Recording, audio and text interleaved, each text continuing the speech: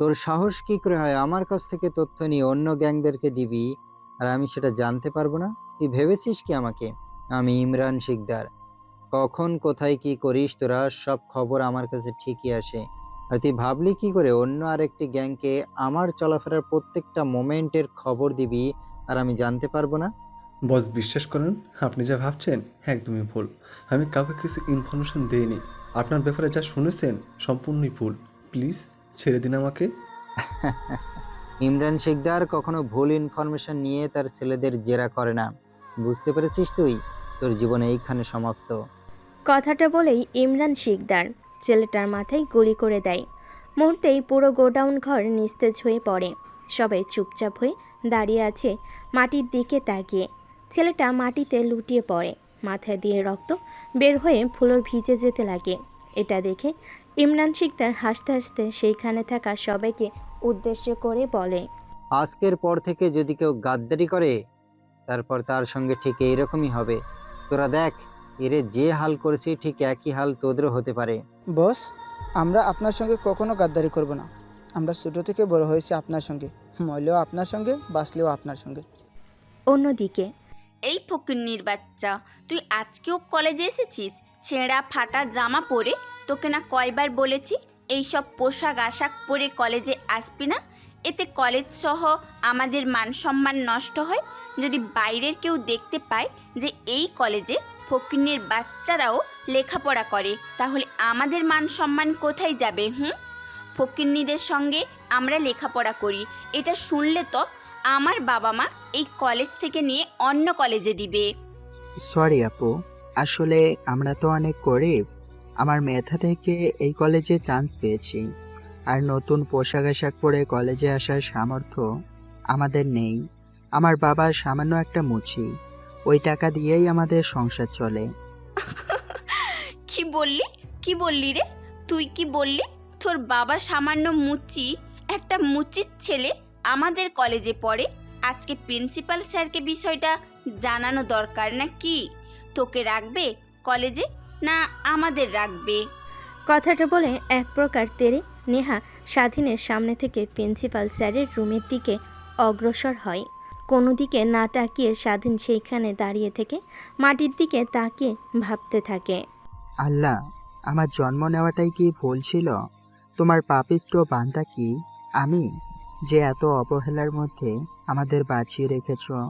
অনেক স্বপ্ন ছিল কলেজ থেকে লেখাপড়া করে বাইরে গিয়ে ভালো একটা কোম্পানিতে জব নিয়ে আমাদের দুঃখর দিন শেষ হবে, কিন্তু সবাই যে আমাকে বাজে নজরে তাকায়, মনে হয় না আর কলেজে বেশি দিন থাকতে পারবো। কথাটা ভাবতে ভাবতেই স্বাধীন ক্লাসরুমে চলে যায়। তারপরে ক্লাসরুমের একদম শেষের সিটে বসে পড়ে। এই সিটটাই তার জন্য বরাদ্দ। যদি সামনের সিটে বসে পড়তো তাহলে অনেকে বাজে কথা বলতো, তারপর স্বাধীনকে তুলে দিত।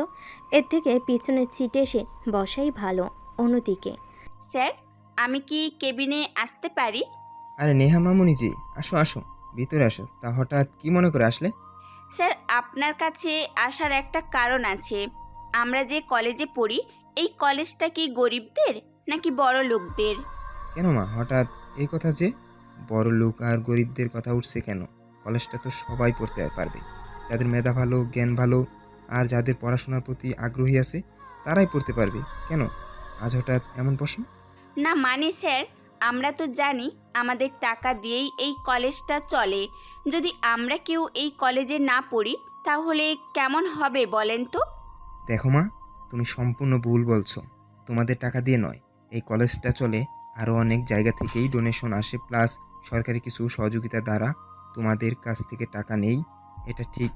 এটা দ্বারা আমাদের কলেজের উন্নয়নের ক্ষেত্রে তোমরা যদি না থাকো, তাতে আমাদের কলেজ অনেক কিছুই হবে না। তাই বলে স্যার আপনি আমাদের কলেজে মুচির ছেলে, কৃষকের ছেলে এদেরকে দিয়ে ভর্তি করিয়ে ফেলবেন? তাহলে আমাদের মতো রেক্সকিটদের মান সম্মান থাকে কই? সবাই তো বলবে গরিব কলেজে লেখাপড়া করি। ও, তাহলে এই ব্যাপার। এইবার বুঝতে পেরেছি, তুমি স্বাধীনের কথা বলছো, তাই না? পুরো কলেজে তো শুধুমাত্র ওই ছেলেটাই গরিব, ওর বাবা মুচি। এটা আমি ভালো করে জানি, তোমাকে বলতে হবে না। আর ওকে কলেজে রাখার একমাত্র কারণ হলো ও লেখাপড়ায় অনেক মনোযোগী। তোমরা দেখো না, হয়তোবা প্রত্যেকটা এক্সামে ও কলেজে টপ করে।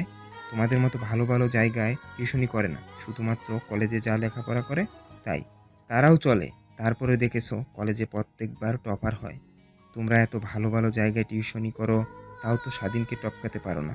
আমি দেখেছি ছেলেটার ভবিষ্যৎ অনেক ভালো কিছু হবে, দেখাবে। তাই আমি ওকে কলেজে রেখেছি। ওর জন্য দেখো, একদিন না একদিন আমাদের কলেজের মান সম্মান উজ্জ্বল হবে। নেহা ভালো করে বুঝতে পারে যে এখানে তার কথাই কোনো মূল্য নেই। প্রিন্সিপাল সবসময় স্বাধীনের দিকেই থাকবে। তাই প্রিন্সিপালের রুম থেকে বের হয়ে আসে, সকল বান্ধবীদেরকে নিয়ে কলেজ ক্যাম্পাসের বটগাছের নিচে গিয়ে বসে পড়ে। তারপর সকলে বুদ্ধি পরামর্শ করতে লাগে। যেভাবেই হোক ওকে এই কলেজে রাখা যাবে না, কলেজ থেকে বের করতেই হবে। ওর জন্য আমাদের মান সম্মান নষ্ট হবে ভালো করে বুঝতে পেরেছি। প্রিন্সিপাল স্যার তো বের করবে না, আমাদের কিছু একটা করতে হবে। কিন্তু কি করব, কি করব, কি যে করি কিছুতেই তো মাথাতে আসছে না। আমার মাথাতে একটা আইডিয়া এসেছে, যদি তোরা বলতে বলিস তাহলেই বলবো। হুম, বল। যদি পছন্দ হয় তাহলে তোর আইডিয়াটা অ্যাপ্লাই করব। আমি বলি কি, স্বাধীন ছেলেটাকে আমরা সবসময় অপমান অপদস্থ করব, কলেজের ভিতরে এবং বাহিরে। দেখবি আমাদের জ্বালাতন সহ্য করতে না পেরে নিজে নিজেই কলেজ ছেড়ে চলে যাবে। এতে আমাদের কোনো দোষও হবে না, প্রিন্সিপালও কিছু বুঝতে পারবে না। দোস্ত, আজ এতদিন পর তোর মাথা থেকে একটা ভালো পরামর্শ বের হলো। তার মানে কি, তুই বলতে চাচ্ছিস যে আমি তোদেরকে কোনো সময় ভালো পরামর্শ দিইনি? আমার পরামর্শ শুনে তুই ঠকেছিস? থাক, তোদের সঙ্গে আর কোনো কথাই বলবো না। আরে আরে না, তোকে কি বললাম? আমাদের কথার উল্টোটা বুঝছিস কেন তুই?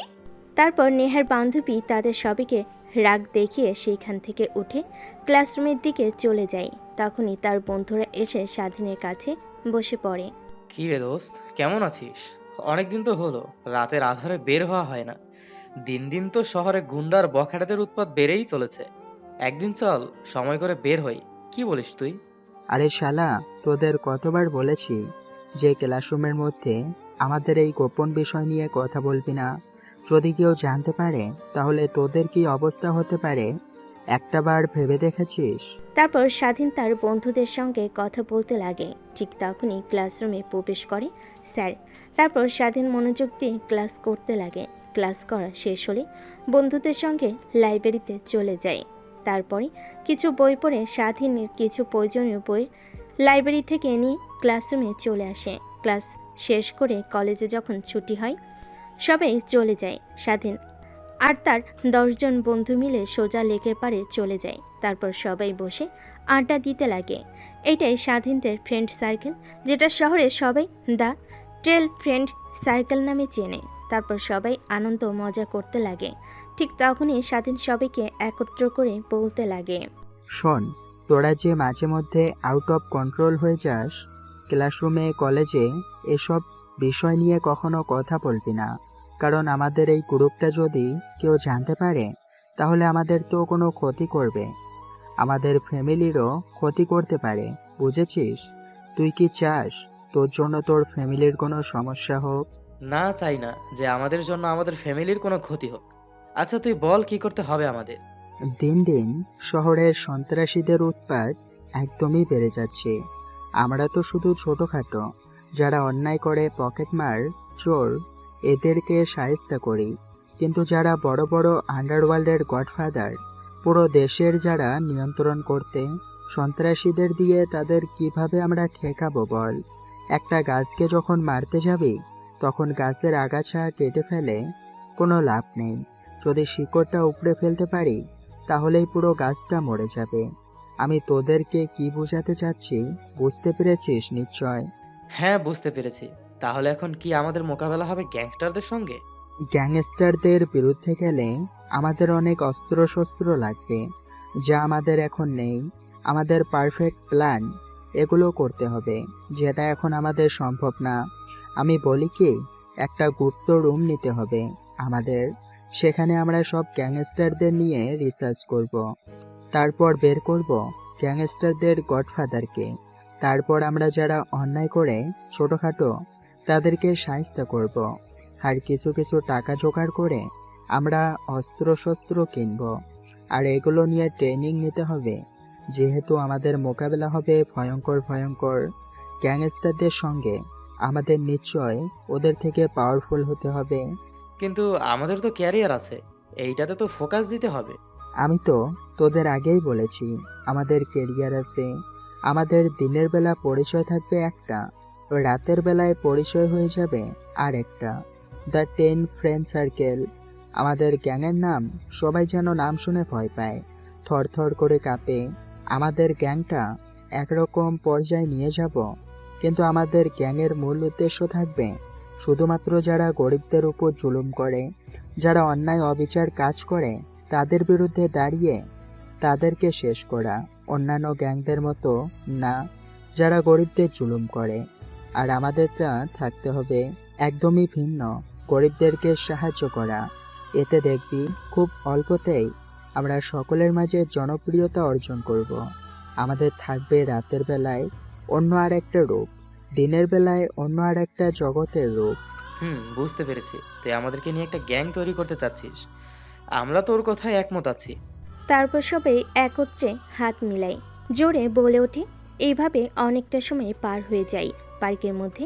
তারপর তারা সকলে মিলে আরও কিছুক্ষণ আড্ডা দিয়ে কথা বলে যখন বেলা আরেকটু গভীর হয়, তখন তারা বাসায় চলে আসে। স্বাধীন বাসায় গিয়ে দেখে তার মা রান্না করছে। সেদিকে একবার তাকিয়ে স্বাধীন সোজা তার রুমে চলে যায়। রুমে গিয়ে পোশাক পরিবর্তন করে বাইরে আসে। বাইরে এসে ফ্রেশ হয়ে মায়ের কাছে যেতেই তার মা বলে, বাবা, তোর আজ কলেজ থেকে আসতে এত দেরি হলো কেন? প্রত্যেক দিন তো অনেক তাড়াতাড়ি বাড়িতে ফিরিস। আচ্ছা, যাই হোক, তুই এক কাজ কর দেখি, টেবিলের উপর খাবার রাখা আছে। খাবার খেয়ে তুই তোর বাবার কাছে যা। তোর বাবা দুপুরে বাড়িতে আসেনি খাবার খাওয়ার জন্য। পরিবারের কি বেহাল দশা, তুই তো সেটা জানিসই।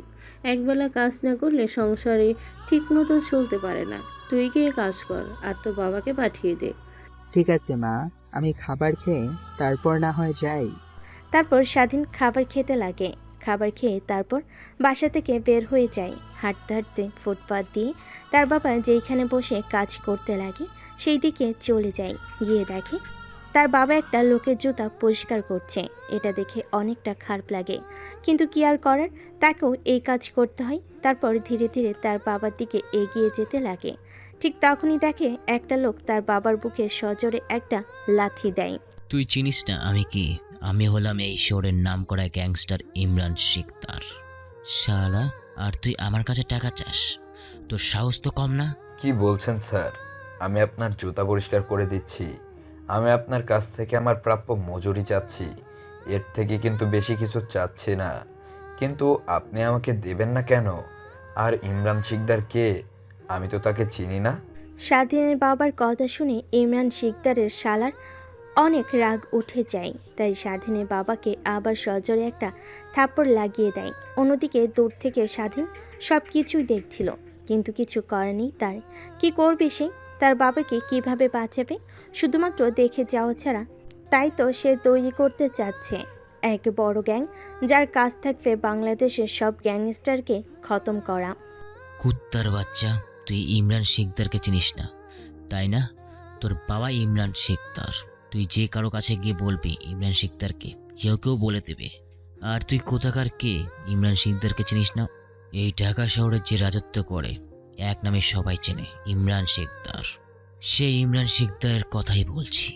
এবার স্বাধীনের বাবা ভয় পেয়ে যায়, কারণ সে চিনতে পেরেছে কোন ইমরান শিকদারের কথা বলেছে। ছেলেটা তাই আর কোনো কথা না বলে সেইখান থেকেও চলে যেতে বলে ছেলেটাকে। তারপর একটা থাপ্পড় লাগিয়ে দিয়ে সেখান থেকে লোকটা চলে যায়। স্বাধীন দূর থেকে সব কিছু দেখে অনেক রাগ উঠতে লাগে তার মাথায়। অন্যদিকে স্বাধীনের বাবার চোখ দিয়ে এক ফোঁটা পানি বেরোতেই গামছা দিয়ে মুছে ফেলে। একটু পর স্বাধীন তার বাবার কাছে গিয়ে দাঁড়ায়। স্বাধীনের বাবা ডান দিকে উপরের দিকে তাকিয়ে দেখে স্বাধীন। তারপর মুখে একটা কৃত্রিম হাসি রেখা টেনে বলে, বাবা, তুই এখানে এসেছিস কেন? তোকে না বলেছি তুই কখনো আমার কাজের জায়গায় আসবি না? তারপরেও বাবা, তুমি দুপুরে বাসায় যাওনি খাবার খাওয়ার জন্য কেন? মা বলল তোমার শরীর এমনিতেও অনেক খারাপ। তুমি যাও, বাসায় যাও, বাসায় গিয়ে খাবার খাও। আর এখান থেকে সরো, আমি বসছি।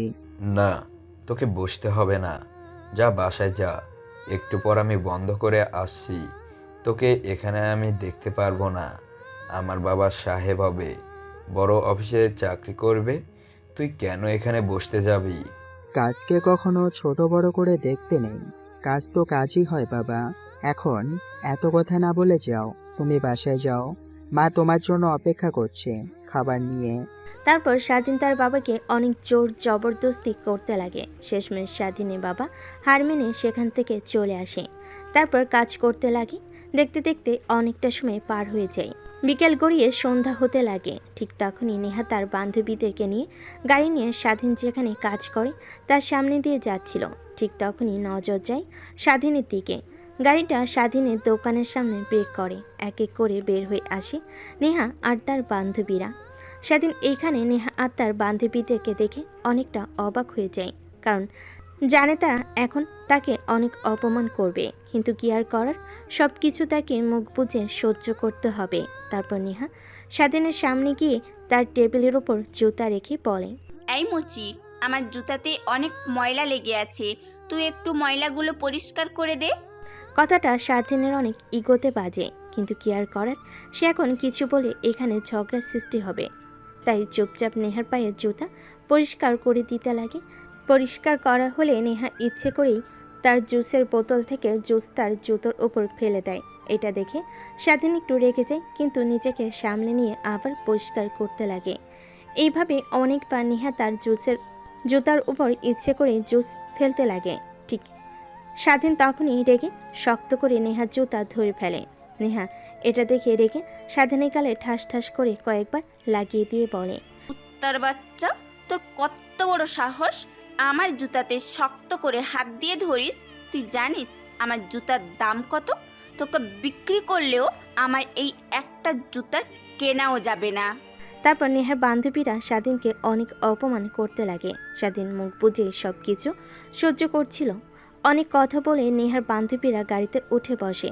তারপর স্টার্ট দিয়ে চলে যেতে লাগে। ঠিক তখনই পাশ থেকে নেহার বান্ধবী বলতে লাগে নেহাকে উদ্দেশ্য করে, ও আচ্ছা, তাহলে এইখানেই মুচির বাচ্চা মুচি বসে আজকে ওকে জবরদস্ত একটা অপমান করা হয়েছে, কখনো আমাদের সামনে গিয়ে দাঁড়াতে পারবে না। ও যে ছেলে, ও আবার দেখবি ঠিক কলেজে যাবে, আমাদের সামনে দিয়ে চলাফেরা করবে। এর থেকে ওকে আরও এমন কোনো শাস্তি দিতে হবে যা দ্বারা ও কখনো আমাদের কলেজে আর আসার চেষ্টা করবে না। কিন্তু কিভাবে তা সম্ভব? কলেজের প্রত্যেকটা স্যার ম্যাডাম তাকে চেনে আর ভালোবাসে। তুই কি অপমান করবি যার দ্বারা ওকে আর কলেজে আসতেই দেবে না তারা? নেহা তার বান্ধবীদের কথা শুনে নিজের মুখে কৃত্রিম একটা হাসির রেখা টেনে চোখ দিয়ে কিছু একটা ইশারা করে বলে, শুধু দেখতে থাক কি করতে পারি আমি, আর চুপচাপ তোরা শুধু শো উপভোগ কর। কথাটা বলে নেহা পুনরায় তার বাড়ির দিকে যেতে লাগে। অন্যদিকে স্বাধীন কাজ করতে করতে সন্ধ্যা হয়ে যায়। চারিদিকে আধার নেমে আসে। এই আধারটাই তার কেন জানি ভালো লাগে। এই আধারে সে এক ভয়ঙ্কর রূপ ধারণ করে। দোকানটা বন্ধ করে বাসার দিকে যেতে লাগে সে। স্বাধীন বাসার দিকে যাচ্ছিল। ঠিক তখনই দেখতে পাই ফুটপাতের উপরে কিছু সংখ্যক লোক একটা লোকের ব্যাগ টানাটানি করছে। তাদের প্রত্যেকের মুখে মাস্ক লাগানো। এটা দেখে স্বাধীন বুঝতে পারে ছেলেগুলোর সঙ্গে একা পারবে না। অবশ্যই স্বাধীনের কাছে 4 জন ছেলে কিছুই না, কিন্তু এখন তাদের সামনে যাওয়া যাবে না, এতে তার ক্ষতি হতে পারে। তাই কি করবে বুঝতে পারে না। ঠিক তখনই প্যান্টের পকেট থেকে একটা রুমাল বের করে মুখে পরে নেয়। তারপর ছেলেগুলোর দিকে যেতে নেয়। তারপর ছেলেগুলোর হাত থেকে ব্যাগটা ছিনিয়ে নিয়ে স্বাধীন তারপর লোকটার দিকে এগিয়ে দিতেই পাশে থাকা একটা ছেলে বলে ওঠে, ওই কে তুই? আর তোর সাহস তো কম না, আমার হাত থেকে ব্যাগ কেড়ে নিয়ে দিচ্ছিস? তুই কে? তোর মুখ থেকে মাস্ক খোল, তোকে একটু দেখি। স্বাধীন ছেলেটার আর কোনো কথা বলতে না দিয়ে তার মুখ চেপে ধরে অনবরত মুখে ঘুষি দিতে লাগে। এইটা দেখে পাশে থাকা আরও কিছু ছেলে স্বাধীনের দিকে এগিয়ে আসে মারার জন্য। স্বাধীন ছেলেটাকে ফেলে দেয় মাটিতে, লুটিয়ে পড়ে। তারপর বাকি 3 জনকে মারতে লাগে। মারতে মারতে 3 জনকে মাটিতে ফেলে দেয়। কিছুক্ষণ পরে 4 জন মাটিতে গড়াগড়ি খেতে লাগে। সবাই আহ আহ বলে চিৎকার করতে লাগে। তারপর স্বাধীন লোকটার কাছে এসে বলে, ঠিক আছেন আপনি? আপনার কোনো ক্ষতি হয়নি তো? না বাবা, আমার কোনো ক্ষতি হয়নি। তুমি আমাকে অনেক বড় উপকার করেছো। জানো, এই ব্যাগগুলোতেই আমার জীবনের শেষ সঞ্চয় আছে, যা দিয়ে আমি বাকিটা জীবন পার করতে পারবো। বৃদ্ধ হয়ে গেছে, ছেলে মেয়েও নেই যে দেখবে আমাদেরকে। তাই আমাকে সরকার থেকে কিছু টাকা পেনশন দিয়েছে। সেই টাকা ব্যাংকে রাখতে যাচ্ছিলাম, ঠিক তখন এই ছেলেগুলো আমার কাছ থেকে ব্যাগ নেওয়ার চেষ্টা করে। তুমি এসে আমাকে না বাঁচালে আমরা না খেতে পেয়ে মারা যেতাম বাবা। তোমাকে অনেক অনেক ধন্যবাদ। কি বলছেন এগুলো? আমি তো আপনার ছেলের মতো। এইসব বলতে হবে না। আমরা আছি তো আপনাদের উপকারের জন্য। আর দিন দিন দেশের যে হাল হচ্ছে, একদম বেঁচে থাকা নাজেহাল হয়ে যাচ্ছে এই ফুটপাতের মাঝখানদের জন্য। ঠিক তখনই নিচে পড়ে থাকা চারজনের মধ্যে একটা ছেলে স্বাধীনকে উদ্দেশ্য করে বলে, কুত্তার বাচ্চা, তুই যেই হোস না কেন, তোকে আমি ছাড়ছি না। তুই আমার গায়ে হাত দিয়েছিস, তাই না? আমাকে চিনিস? আমি কে? ইমরান শিকদারের লোক। তুই আমার গায়ে হাত দিয়েছিস। যদি বস একটাবার জানতে পারে তাহলে তোকে জ্যান্ত পুঁতে রাখবে। আর আমি এখনই বসকে গিয়ে বলে দেবো সব। আর তোর মুখ থেকে মাস্কটা খোল, দেখি তোর কত সাহস। কথাটা শুনে স্বাধীন অনেক রেগে যায়। দৌড়ে গিয়ে ছেলেটার বুকে একটা লাথি দেয়। ছেলেটার মুখ দিয়ে রক্ত বের হতে লাগে। স্বাধীনের সেই দিকে কর্ণপাত নেই। তারপর লোকটাকে উদ্দেশ্য করে বলে, যা, তুই গিয়ে তোর বাপকে বলগা যে তার রাজত্ব ধ্বংস করার জন্য এক নতুন গ্যাং এসেছে, যার কাজ ইমরান শিকদারকে ধ্বংস করা। আর আমার মাস্ক খুলবো, তাই না? না না না, এখন তো খুলবো না। যেদিন খুলবো সেদিন তুই নিজের চোখে তাকিয়ে থেকে দেখেও বুঝতে পারবি না কি করবি। তখন শুধুমাত্র তাকিয়ে থাকা বাদে। স্বাধীনের শেষ কথাগুলো শুনে ছেলেটা অজ্ঞান হয়ে যায়। তারপরে স্বাধীন বৃদ্ধ লোকটাকে একটা সিএনজিতে উঠিয়ে দেয় ব্যাংকে যাওয়ার জন্য। অন্যদিকে স্বাধীন আরেকটু সামনে চলে যায়। তারপর একটা পার্ক দেখতে পায়। পার্কে গিয়ে মুখ থেকে মাস্ক খুলে ফেলে। গায়ে হাতে থাকা রক্ত মুছতে লাগে, কিন্তু মুছতে অক্ষম হয়ে যায়। সাথে ছিটে ছিটে রক্ত রয়েছে, তাই আর কি করবে বুঝতে পারে না। শেষমেশ গায়ে থাকা শার্টটা খুলে লেকের পাড়ে ফেলে দিয়ে যায়। খালি গানে যেতে লাগে বাসার দিকে। ফুটপাত দিয়ে তখন হেঁটে চলেছে বাসার দিকে। স্বাধীন তখন পাশে থাকা অনেক লোক স্বাধীনের দিকে বাজে নজরে তাকিয়ে থাকে, কিন্তু স্বাধীন ওই দিকে কোনো কর্ণপাত দেখায় না। বাসায় গিয়ে দরজার কড়া নাড়তেই স্বাধীনের মা এসে দরজা খুলে দেয়। ছেলেকে খালি গায়ে দেখতে পেয়ে বলে, কি রে বাবা, কি হয়েছে? তোর গায়ে জামা নেই কেন? কিছু কি হয়েছে? তোর বাবা এসে বলল যে কোথাকার নাকি গ্যাংস্টার তার দোকানে এসেছিল, তার বুকে লাথি দিয়েছে। তোর উপরেও কি আবার আক্রমণ করেছে নাকি তারা? স্বাধীন বুঝতে পারে না তার মার উত্তরে কি বলবে। আমতা আমতা করে কিছু একটা ভেবে তার মাকে উদ্দেশ্য করে স্বাধীন বলতে লাগে, আরে মা, বলো না। আসার সময় দেখি একটা বৃদ্ধ লোক রাস্তার উপরে শুয়ে থেকে কাঁপছিল। বোধহয় অনেক শীতে। আমার গায়ে ছিল টি শার্ট, তাই সেটা খুলে দিয়ে দিই, তার শরীরে যেন তার শীত না লাগে। আর তুমি তো ভালো করে জানো আমি গরিব দুঃখীদের কষ্ট একদমই দেখতে পারি না। হয়েছে, তোকে আর বলতে হবে না। এখন যদি তোর ঠান্ডা লেগে যায়, যা ফ্রেশ হয়ে আয়, তোকে খেতে দেই। তারপর স্বাধীন তার মাকে পাশ কাটিয়ে সোজা টিউবওয়েলে চলে যায়। তারপর মুখ ধুয়ে ফ্রেশ হয়ে রুমের মধ্যে যায়। একটা জামা নিয়ে তার গায়ে পরিধান করে নেয়। তারপর খাবার খেতে চলে যায়। খাওয়া দাওয়া করছিল, ঠিক তখনই তার বাবা পাশ থেকে বলে, কিরে বাবা, তোকে কতবার বলেছি তুই আমার কাজের জায়গায় যাবি না? তোকে আমি ওইখানে একদম দেখতে পারি না। এতবার করে বলি, তোর মাকেও বলি, তারপরও তোর মা কেন যে ওখানে যেতে দেয়? আমার ছেলে হবে অফিসার, আমার ছেলে কেন ফুটপাতে গিয়ে মানুষের জুতা পরিষ্কার করবে? এটা আমি আবার তাকিয়ে থেকে দেখবো? একদমই সহ্য করতে পারবো না। আজকে বলে দিলাম তোকে, আজকের পর থেকে আর কখনো যেন তোকে যেতে না দেখি আমি ফুটপাতের আমার সঙ্গে কাজ করতে। বাবা, কাজকে কখনো ছোট বড় করে দেখতে নেই। কাজ যেটাই হোক সেটাই মন দিয়ে করতে হয়, ঠিক আছে? আমি ওইসবের ধার ধারি না। তোমার কথা ঠিক। ইনশাআল্লাহ একদিন না একদিন আল্লাহ আমাদের দিকেও তাকাবে। একদিন আমিও প্রতিষ্ঠিত হব, তখন আর তোমাকে আমি ফুটপাতে মুচির কাজ করতে একদমই দেব না। সে দোয়াই করি বাবা। তারপর স্বাধীন খাবার খেতে লাগে। খাওয়া দাওয়া শেষ করে তার রুমে চলে যায়। গিয়ে ব্যাগ থেকে বই বের করে পড়তে লাগে। রাত যখন অনেকটা গভীর হয়ে যায় তখন হঠাৎ তার ফোনে একটা SMS-এর শব্দ আসে। ঠিক তখনই স্বাধীন ফোনটা হাতে নিয়ে দেখে তার বন্ধু SMS করেছে আর পার্কে যেতে বলছে। তাই স্বাধীন তড়িঘড়ি করে বইপত্রগুলো ব্যাগের ভিতর রেখে দেওয়াল টপকে বাহিরে চলে আসে। দেখতে দেখতে পুরো রাস্তাটা শুনশান নীরবতা বিরাজ করছে। মাঝে দু একটা কুকুর শুয়ে আছে, তার পাশে মানুষও শুয়ে আছে। রাস্তার ল্যাম্পপোস্টের আলো দিয়ে স্বাধীন সামনের দিকে এগিয়ে যেতে লাগে। তারপর সোজা পার্কে চলে যায়। পার্কের ভিতরে প্রবেশ করতে যাবে, ঠিক তখনই দেখতে পাই অনেকগুলো গাড়ি পার্কের সামনে দাঁড় করানো। এটা দেখে স্বাধীন অনেকটাই চমকে ওঠে। সামনের দিকে আরেক পা এগিয়ে যাবে, ঠিক তখনই পিছন থেকে কেউ একজন তার হাত চেপে ধরে ঝোপের ভিতর নিয়ে যায়। স্বাধীন কিছু একটা বলতে যাবে, কিন্তু বলা সম্ভব হয়ে ওঠে না। একটু পর যখন মুখের উপর থেকে হাত সরিয়ে ফেলে তখন স্বাধীন পেছনের দিকে তাকিয়ে দেখে তার সব বন্ধুরা। স্বাধীন এটা দেখে অবাক হয়ে যায়, তাদের দিকে তাকিয়ে প্রশ্ন করে, কিরে, তোরা আমাকে মুখ চেপে ধরে জঙ্গলের ভিতরে নিয়ে আসলি কেন? তোরা এত মেসেজ দিয়ে বললি পার্কে যেতে, কিন্তু পার্কের সামনে এতগুলো গাড়ির কারণে, তাও আবার এত রাতে, কিছু কি হয়েছে? কিছুই তো বুঝতে পারছি না। আরে শালা চুপ কর, আমাদের মনে একই প্রশ্ন, এতগুলো গাড়ি এখানে দাঁড় করানো কেন? আমরা আরেকটু উদ্বেগ নিয়ে সামনে যাই, দেখতে পাই ওইখানে অস্ত্রের ডিল হচ্ছে। অনেক গাড়ি ভর্তি অস্ত্র, হাজার হাজার কোটি টাকার অস্ত্র। এইসব দেখে আমরা ভরকে যাই। তাই আমরা তুই আসবি বলে এইখানে দাঁড়িয়ে আছে। কখন আসবি, কখন তোকে সাইডে নিয়ে আসবো। তা বুঝতে পেরেছি, কিন্তু হঠাৎ করে পার্কে আসতে বললি কেন? আজকে তো রাতে কোনো মিশন নেই। আমি অনেক আগে থেকেই শুনেছিলাম যে আজকে রাতে পার্কে চোরা জ্বালানি হবে, কিন্তু কখনোই ভাবতে পারিনি এত এত লোক আসবে, আর প্রত্যেকের হাতে বন্দুক থাকবে, আর কোটি টাকার বন্দুক বিক্রি হবে। তাহলে জানলে কখনোই আসতে বলতাম না। কিন্তু এখন কি করব? এই বন্দুকগুলো যদি ওদের হাতে চলে যায় তাহলে আর কত যে নিরীহ লোকের প্রাণ যাবে তা একদমই ভাবান্তর।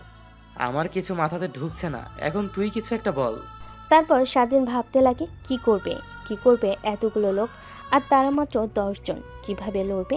কিন্তু কোনো বুদ্ধি খুঁজে পাচ্ছে না। ঠিক তখনই মনে পড়ে যায় সে একটা কথা, যেখানে একটা সিংহ যে কিনা সামান্য পিঁপড়ার কাছে হার মেনেছিল, তার নাক দিয়ে পিঁপড়া যখন ভিতরে প্রবেশ করে তখন ছটফট করতে লাগে। এই কথাটা যখন স্বাধীনের মাথায় আসে তখন সে নিজের অজান্তে সকলকে উদ্দেশ্য করে বলে, তাহলে শোন, আমাদের প্রত্যেকের তো রুমাল ব্যবহার করি, তাই না? প্রত্যেকের পকেট থেকে রুমাল বের কর আর মুখে বেঁধে নেই। তারপর কি করতে হবে আমি বলছি।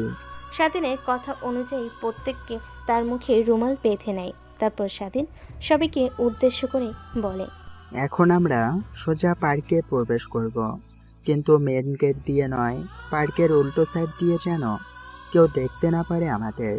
তারপরে চুপি চুপি ওদের পিছনে গিয়ে দাঁড়াবো, কোনো মতে ওদের হাত থেকে গান নেব। তারপর মুখ চেপে ধরে ফাঁকে নিয়ে গিয়ে শুধুমাত্র গলায় ছোট্ট করে আঘাত দিয়ে অজ্ঞান করে ফেলবো। বোঝার চেষ্টা করিস, কেউ জানি মারা না যায়। এক এক করে পিছন থেকে ধীরে ধীরে সবাইকে উধাও করে ফেলবো। ধীরে ধীরে সামনের দিকে এগিয়ে যেতে হবে। তারপর বন্দুক দিয়ে সকলের পা আর হাতে আঘাত করব। বুঝতে পারছিস কি তোরা আমার প্ল্যানটা? তারপর সবাই স্বাধীনের কথাই হ্যাঁ জবাব দেয়। তারপর স্বাধীন সকলের পজিশন বুঝে নিতে লাগে। একটু পর তারা জঙ্গল থেকে বের হয়ে পার্কের উল্টো দিকে চলে যায়। পিছন দিকে পার্কের ভিতরে প্রবেশ করে তারপর ধীরে ধীরে তাদের গ্যাংয়ের মাঝখান দিয়ে ঢুকে পড়ে। কেউ চিনতে পারে না। স্বাধীন তার বন্ধুদের সবার মনোযোগ দিয়ে তার লিডারদের কথা শুনছে। ঠিক তখনই পেছন থেকে এক এক করে স্বাধীন আর তার বন্ধুরা লোকজনদেরকে নিয়ে যেতে লাগে।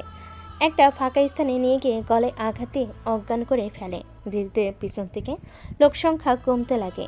হঠাৎ করে একজন পেছনের দিকে তাকিয়ে দেখে স্বাধীন একটা ছেলেকে মুখে হাত দিয়ে পিছনের দিকে নিয়ে যেতে লাগছে। লোকটা দেখে চিৎকার দিতে যাবে, ঠিক তখনই স্বাধীন তার কাছে থাকা বন্দুকটা দিয়ে লোকটার মাথায় গুলি করে, কিন্তু কিছুই করার নেই। এই একটা লোকের কারণে তাদের পুরো প্ল্যানটা ভেস্তে যেত। তারপর লোকটাকে একটা সাইডে নিয়ে গিয়ে গলায় আঘাত করে অজ্ঞান করে ফেলে। ধীরে ধীরে যখন লোক সংখ্যা কমে যায় তখন স্বাধীন তার বন্ধুরা চোখের ইশারা দিয়ে প্রত্যেককে গুলি করতে লাগে।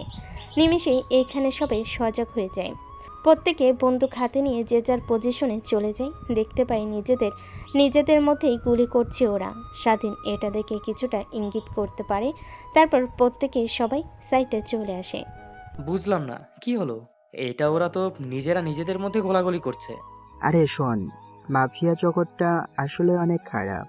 ওরা ভেবেছে ওদের কাছ থেকে বন্দুক নেওয়ার জন্য বিনা পয়সায় ওদের উপর আক্রমণ করেছে, আর এইদিকে ওরা ভেবেছে বন্দুক না দিয়ে ওদের কাছ থেকে টাকা নেবে লুট করে। এই জন্য ওরা গোলাগুলি করছে। এই কারণে দুই পক্ষের মধ্যে বিশ্বাস না থাকায় গোলাগুলি শুরু হয়ে গেছে। যেই পক্ষ বেঁচে থাকবে তখন সেই পক্ষকে অজ্ঞান করে টাকা পয়সাগুলো নিয়ে গেলেই হবে, আর ওদেরকে একত্র করে বেঁধে পুলিশকে ফোন দিলে হবে। কি বলছিস তুই এগুলো? এদের মতো মাফিয়া লিডার এইভাবে রেখে যায়, তাহলে পুলিশের কাছে ধরা পড়লেও ওরা ঠিকই বাইরে চলে আসবে। ওদের হাত তো অনেক বড়। পুলিশদেরকে আগে থেকে দেখ গিয়ে টাকা দিয়ে আসা হয়েছে। এর থেকে বলে কি, ওদের উপর মায়া করে কোনো লাভ নেই। আজ এরা কাল এরা, এভাবে যখন ছেড়ে দিবি তত ওরা বেড়ে যাবে। ওরা পাগল হয়ে যাবে। ওরা আমাদেরকে মারার জন্য ওরা মরিয়া হয়েও যাবে। এর থেকে বলে কি, ওরা আমাদের হাতেই উপযুক্ত শাস্তি পাবে। পুলিশের হাতে গেলে তা পাবে না। সবাই বাহিরে বিন্দাস ঘোরাফেরা করবে, আবার অন্যায়ের পথে চলে আসবে। স্বাধীন তার বন্ধুর কথাই কিছু বলে না। তার কথা ঠিকই বলেছে। আসলেই তো, লোকে যদি ছেড়ে দেয় তারা মরিয়া হয়ে পড়বে আমাদের মারার জন্য। কিন্তু আমরা যদি তাকে মেরে ফেলি তাহলে তো তারা আর কখনোই বেড়ে উঠবে না। অবশ্য লোকগুলোর আর কি দোষ, তারা তো টাকার বিনিময়ে কাজ করছে এই পথে। কিন্তু ছেড়ে দিলে তো আর তারা ভালো হয়ে যাবে না, আবার ঠিক খারাপ পথে চলে আসবে। তাই স্বাধীন তার বন্ধুর কথাই সায় জানায়। একটু পর সামনের দিকে এগিয়ে যায়। দেখে সবাই মাটিতে লুটিয়ে পড়ে আছে। শুধু একটা লোক বেঁচে আছে, তাও আবার বন্দুক ধরে রয়েছে আর বলতেছে, তিলে তিলে করে এই সাম্রাজ্য তুলেছি। ইমরান শিকদারকে মারার জন্য তোরা কিনা আমার সাম্রাজ্য ধ্বংস করবি, তা তো হতে দেব না। এই বন্দুকগুলো, এই যে টাকা পয়সা, সব কিছু আমার কাছ থেকে কেউ ছিনিয়ে নিতে পারবে না। কিন্তু আমরা পারবো, আর তুই শুধু দেখে যাবি। হঠাৎ কারোর কথা শুনে লোকটা পিছনের দিকে তাকায়। দেখতে পায় অনেকগুলো ছেলে দাঁড়িয়ে আছে। এটা দেখে লোকটা বন্দুক তাক করে স্বাধীনের দিকে তাক করে গুলি করতে যাবে। ঠিক এর আগে স্বাধীনের পাশ থেকে তার বন্ধু লোকটার মাথা বরাবর গুলি করে দেয়। নিমেষে পুরো পার্কটা পরিণত হয় মৃত্যুপুরীতে। কেউ আর বেঁচে নেই, শুধুমাত্র স্বাধীন আর তার বন্ধুরা বাদে। তারপর বন্দুক আর টাকা পয়সাগুলো একটা গাড়িতে লোড করে স্বাধীন আর তার বন্ধুরা তারপর সেখানে থাকা প্রত্যেকজনকে একত্র করে একটা শক্ত মোটা রশি দিয়ে সকলকে বেঁধে তার গায়ে একটা চিঠি লিখে রেখে আসে। দ্য 10 ফ্রেন্ড সার্কেল নতুন গ্যাংস্টার। আমাদের এখন মূল লক্ষ্য হলো যারা এই সমাজে অন্যায় করে বেড়ায় তাদের রুখে দাঁড়ানো, গরিবের পাশে দাঁড়ানো, আর যারা গরিবদের উপর জুলুম করে তাদেরকে ঠিক এদের মতো হাল করা। তো বি কেয়ারফুল।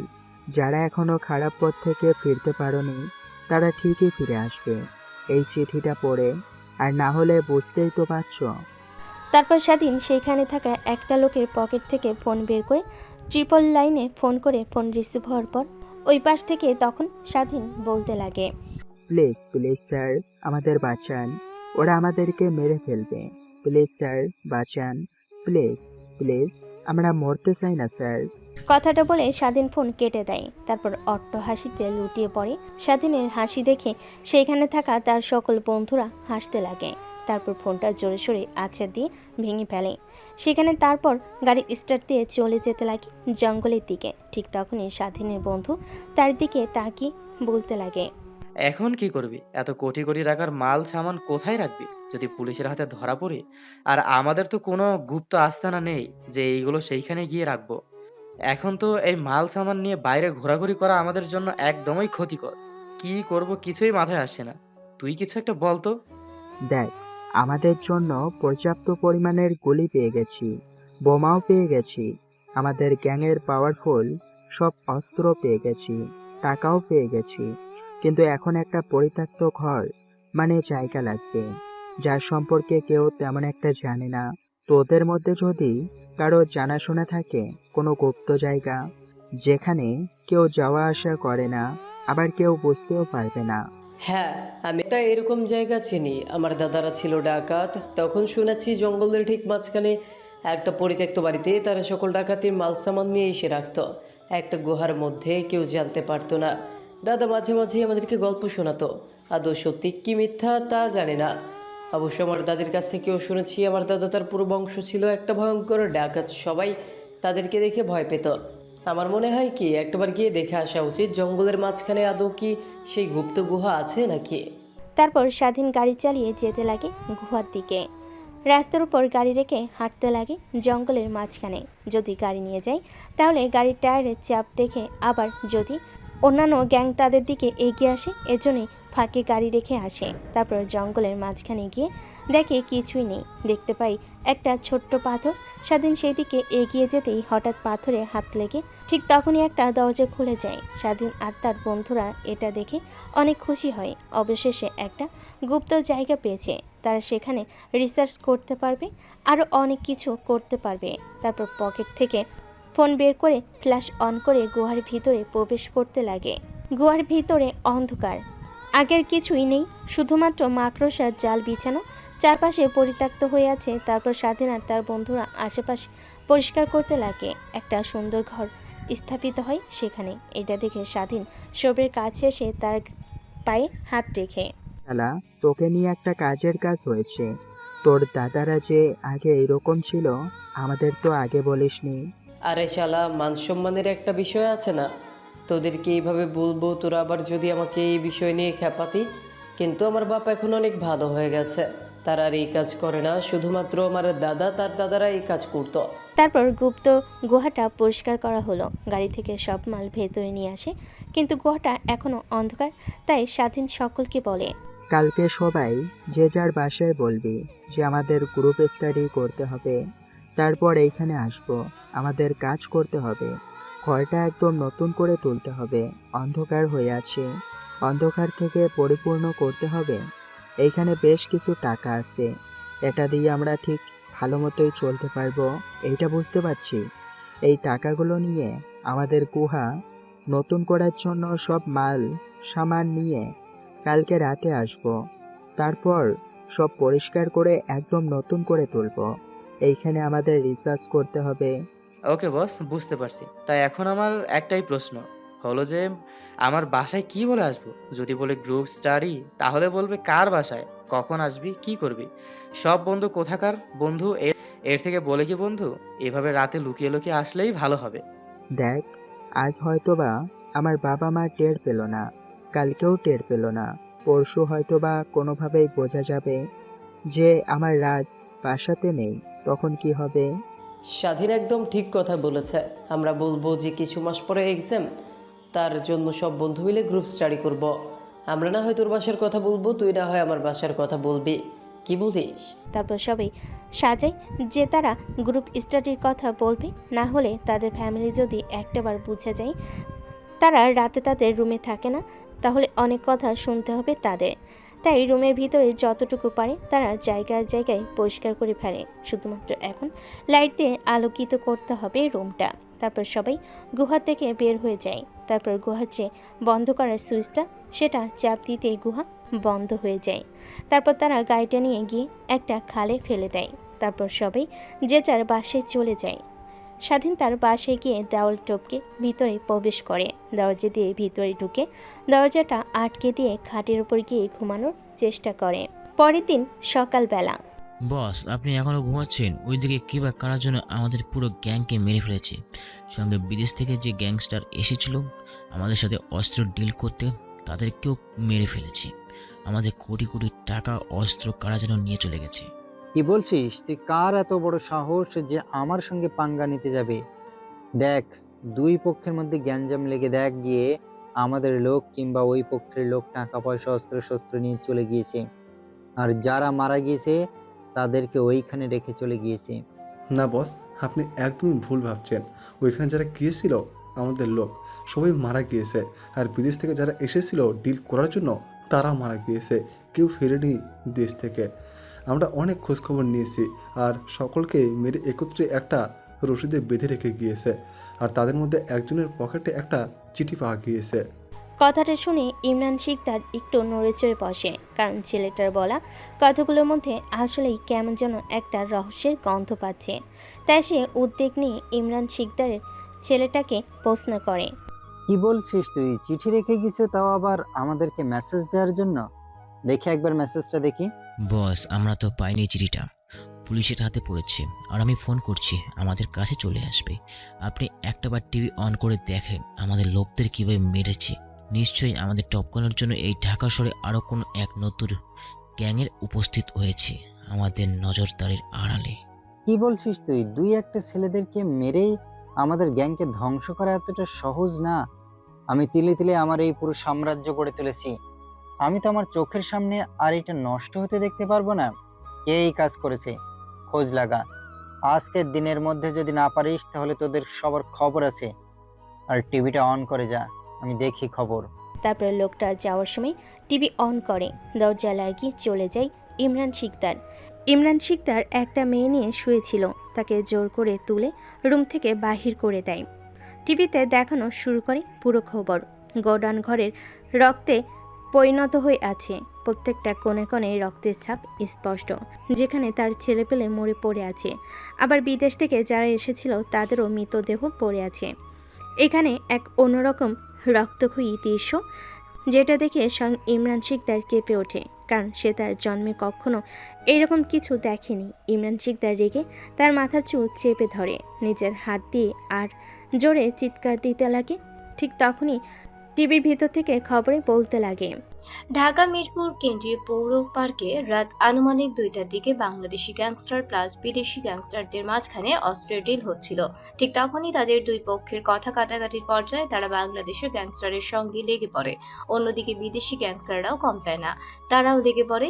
এর মধ্যেই দুই পক্ষের গোলাগুলিতে সবাই মরে যায়। ইমরান শিকদারকে দেওয়া তথ্যগুলো একদমই ভুল, নাকি টিভিতে দেখানো খবরই ভুল, কোনটাই বুঝতে পারছে না সে।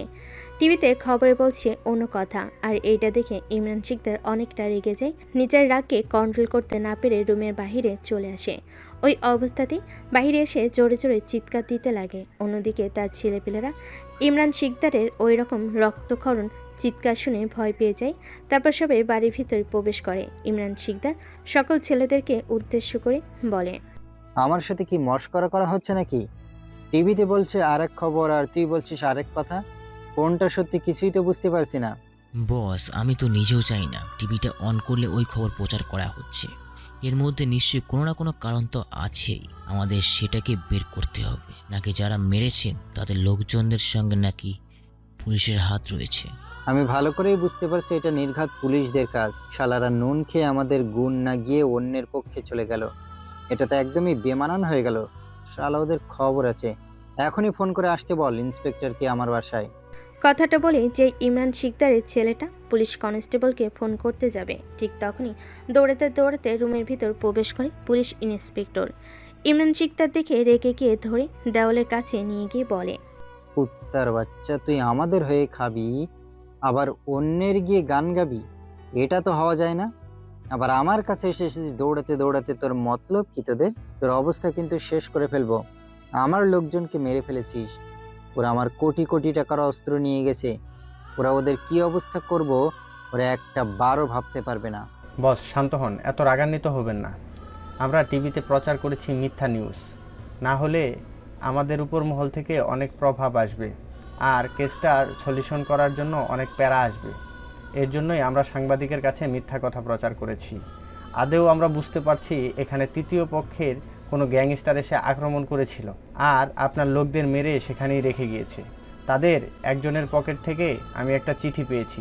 পড়ে যা বুঝতে পারলাম ওই লোকটা আপনাকে মেনশন করেই চিঠিটা লিখে দিয়ে গেছে। তাই আমি আপনার কাছেই নিয়ে এসেছি স্যার। তারপর ইমরান শিকদার পুলিশ ইন্সপেক্টরের হাত থেকে চিঠিটা নেয়। খুলে দেখে বড় বড় অক্ষরে লেখা রয়েছে, শোন ইমরান শিকদার, সময় থাকতে তোকে কথাগুলো বলছি। যদি নিজের জীবন বাঁচাতে চাস তাহলে এই অন্যায় অবিচারের কাজকর্ম সব বন্ধ করে ফেল আর পুলিশের কাছে গিয়ে স্যারেন্ডার কর। আমি ভালো করেই জানি যে তুই সকল পুলিশদেরকে কিনে রেখেছিস। তারপরেও বলছি, যা গিয়ে হাইকোর্টে ধরা দে। না হলে এইখানে যে ছেলেদের অবস্থা করেছি ঠিক একদিন তোর এই একটাই অবস্থা করব। কিন্তু তুই ওই দিন যতই কান্নাকাটি করিস না কেন, আমার কাছ থেকে কিন্তু তুই রেহাই পাবি না। চিঠিটা পড়ে ইমরান শিকদার অট্ট হাসিতে লুটিয়ে পড়ে, কারণ সে ভালো করেই বুঝতে পেরেছে তার সাম্রাজ্য এখন ধ্বংসের পথে। হাসতে হাসতে হঠাৎ রাগান্বিত হয়ে যায়। রাগান্বিত হয়ে তার পিছন থেকে বন্দুক বের করে ঠাস ঠাস করে উপরের দিকে বন্দুক দিয়ে গুলি করতে লাগে। এটা দেখে সবাই ভয় পেয়ে যায়। মাটিতে কান ধরে লুটিয়ে পড়ে সবাই। ইমরান শিকদার গুলি করা শেষ হলে সবাই দাঁড়িয়ে যায়। তোদের খাইয়ে পরিয়ে আজ এই অবস্থা।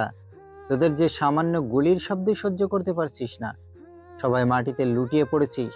আর যদি কখনো আমার জন্য বন্দুকের সামনে দাঁড়াতে হয়, তাহলে তো তোরা কেউ দাঁড়াবি না, উল্টো পিছনের দিকে দৌড় দিবি আমাকে সামনে রেখে।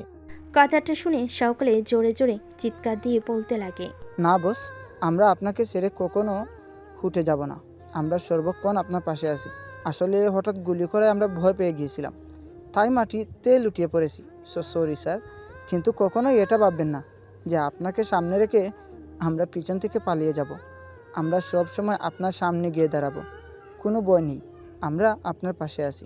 ইমরান শিকদারের কেন জানি তার লোকেদের বলা কথাগুলো অনেক ভালো লাগে। তার ঠিকই তো বলেছেন, তাদের পাশে তো সর্বক্ষণই আছে লোকগুলো। তারপরও কেন জানি এক মনের মধ্যে আচমকা ভয় লাগছে চিঠিটা পেয়ে, আর তাদের লোকের এই অবস্থা হাল দেখে। কিন্তু কি আর করার, এখান থেকে তো আর পিছে হাঁটা যাবে না, তাই সামনের দিকে এগিয়ে যেতে হবে। তাই ইমরান শিকদার সকলকে উদ্দেশ্য করে বলে, আমার লোকদের আর বিদেশের লোকদের যারা মেরেছে তারা নিশ্চয়ই বাংলাদেশেরই লোক। আর ঢাকায় যেহেতু আমার সব কিছু জানে, অবশ্যই ঢাকার শহরে তারা আছে, এখন অবস্থান করছে। তোরা যেভাবেই হোক বের করবি। প্রয়োজন হলে রাস্তাঘাটে যখনই সন্দেহজনক কাউকে মনে হবে, তখন থেকে তুলে নিয়ে আসবে এখানে, তারপর মারধর করবি। যদি বুঝতে পারিস না, তাহলে ছেড়ে দিবি। ওকে বস, আমরা এখনই ঝাঁপিয়ে পড়ছি। দেখি ওরা যেখানেই লুকিয়ে থাকুক না কেন, আমরা বের করে নিয়ে আসবো। যেমন গুহা বা যাই হোক, যার মধ্যেই ঢুকে থাকুক না কেন, ওদের শেষ হবে আমাদের হাতেই। আমাদেরকে মারতে চাই ওরা, তাই না? ওদের এক নিম্ন মৃত্যু দেব আমরা। বস, আপনি কোনো টেনশন করবেন না, আমরা এখনই বের হচ্ছি। আর ওদেরকে ধরে নিয়েই তবেই এইখানে আসবো, এর আগে আসবো না বস। কথাগুলো বলে সেখানে থাকা প্রত্যেকটা লোকে আর ছেলেরা বের হয়ে যায় নতুন gangster the ten friend circle gangster ওইটাকে ধরার জন্য। কিন্তু তারা তো জানে না যে কে বা কারা এই গ্যাংয়ে লিড করছে। তো কখনো স্বাধীন তার বন্ধুদেরকে দেখে ওরা বুঝতে পারবে না যে এরা এত বড় একটা গ্যাংস্টার। তারপর ইমরান শিকদার তার রুমে চলে যায়। রুমে গিয়ে ফ্রিজের ভিতর থেকে ড্রিঙ্কস বের করে খেতে লাগে। ঠিক তখনই পেছন থেকে একটা মেয়ে এসে তার ঘাড়ে কপালে কিস করতে লাগে আর বলতে লাগে, জান, তোমার কি হয়েছে? এত হাইপার হয়ে গেলে কেন? রাতে কি তোমাকে সুখ দিতে পারিনি? আসো, আরেকবার সুখ দিই তোমাকে। মেয়েটার কথা শুনে ইমরান শিকদার মেয়েটাকে পিছন থেকে সামনে নিয়ে আসে। টেবিলের উপর বসে মেয়েটাকে শক্ত করে চেপে ধরে তার বুকের বাম সাইডে। ইমরান শিকদারের এরকম ব্যবহার দেখে মেয়েটা অবাক হয়ে যায়, কিন্তু কিছু বলে না। তার কেনা গোলাম, এখন সে তার সঙ্গে রেসপন্স করতে লাগে। এক পর্যায়ে ইমরান শিকদার তার লিমিট ক্রস করে ফেলে। মেয়েটার ওর শরীরে অনেক স্থানে জোরে জোরে কামড় দিতে লাগে। এইটা দেখে মেয়েটা বলে, জান, কি করছো? তুমি প্লিজ ছেড়ে দাও। দেখছো না আমার শরীর অনেক ব্যথা করছে, আর এইভাবেই আমাকে কামড়ালে আমি তো মরেই যাব। আজকে তো তোকে মেরেই ফেলবো আমি, আমার সুখ দিয়ে না হলে তোকে কামড়ে কামড়ে। কথাটা শুনে মেয়েটা ইমরান শিকদারের দিকে তাকায়, দেখতে পায় তার চোখে রাগের স্পষ্ট আভাস। এটা দেখে মেয়েটা ভয় পেয়ে যায়। ভয় ইমরান শিকদারের হাত থেকে ছোটার চেষ্টা করে, কিন্তু ইমরান শিকদারের হাত থেকে ছুটতে অক্ষম সে। তারপর ইমরান শিকদার মেয়েটাকে ধরে নিয়ে রুমের মধ্যে চলে যায়। অন্যদিকে স্বাধীন অনেকটা বেলা অবধি ঘুমায়। ছেলেটাকে এখনও উঠতে না দেখে স্বাধীনের মা রুমে এসে দরজা ধাক্কায়।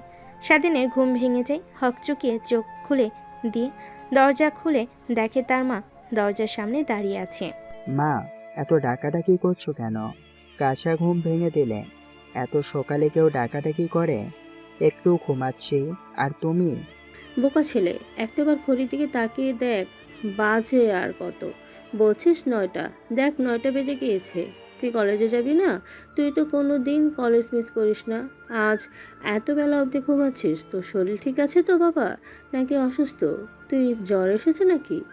কথাটা বলে স্বাধীনের মা স্বাধীনের মাথায় হাত দিতে লাগে, দিয়ে পৌঁছার চেষ্টা করে জ্বর এসেছে কিনা।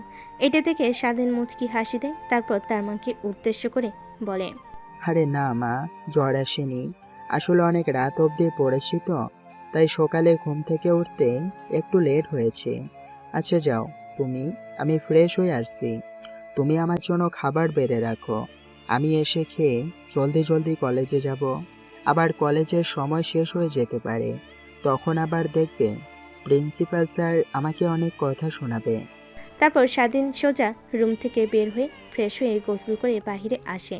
পোশাক পরিবর্তন করে ড্রেসিং টেবিলের সামনে গিয়ে মাথায় তেল দিতে লাগে। আগে বাচ্চাদের মতো যেরকম একপাশে সিঁথি করে রাখত, চুলগুলো সেই রকম করে রেখেছে সে। একজন যেন হাবাগোপা একটা ছেলে, কেউ দেখে বুঝতেই পারবে না যে এই ছেলেটাই রাত হলে ভয়ঙ্কর রূপ ধারণ করে। তারপর কাঁধে ব্যাগ ঝুলিয়ে বাইরে চলে আসে। বাইরে এসে খাওয়া দাওয়া করতে লাগে। স্বাধীন মা স্বাধীনকে এই অবস্থায় দেখে হাসতে হাসতে বলে, বাবা তোকে কত করে বলবো বল, এইরকম পোশাক পরে যাস না কলেজে।